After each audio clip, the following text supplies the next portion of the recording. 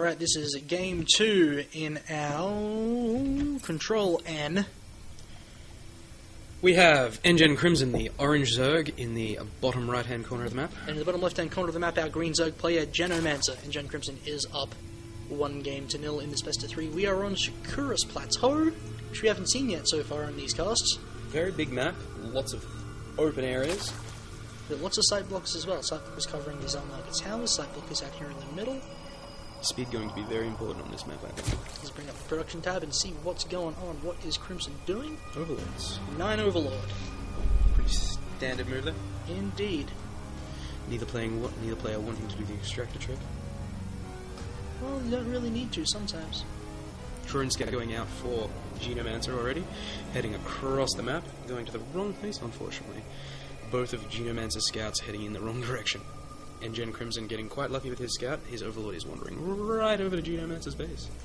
Here's the thing on this map, and I'm pretty sure you can't actually spawn in vertical positions. You can only spawn left and right. Really? Yeah. So next time you're on that map, if you didn't know that, don't bother scouting this position first. That is, of course, assuming we are correct. I'm pretty sure I'm correct about that, actually, because I read it on Liquidpedia. Liquidpedia, very, very useful source of information. And if you don't know about Liquidpedia, you should be there more often learning stuff about StarCraft. And on that note, Thor PC, great guys. Yep.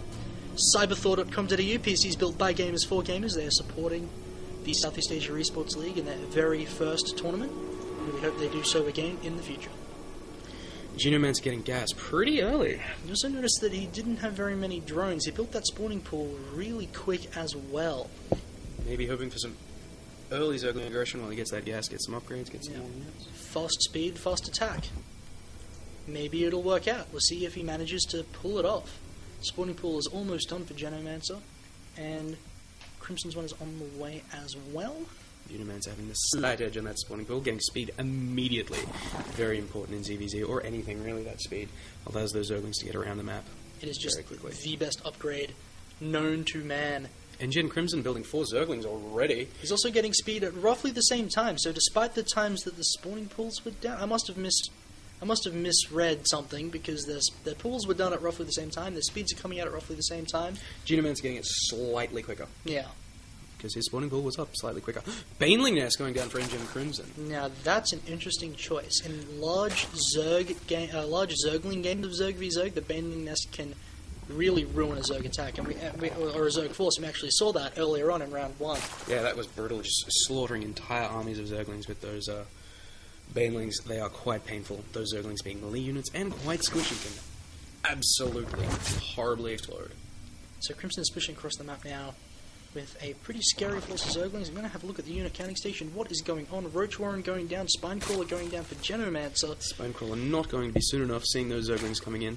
Those Zerglings are going to be able to do a bit of damage if they can get in that mineral line, but they're not that queen effectively blocking their progress. Now there's only 2 Zerglings out now for Genomancer, and he's only building 2 more now, so this is actually going to be a pretty scary attack from Crimson. He might be able to do quite a bit of damage. But the Spinecrawler is almost done, and that might ruin Crimson's plans. Speed almost done for nGen as well, and getting a couple of Banelings.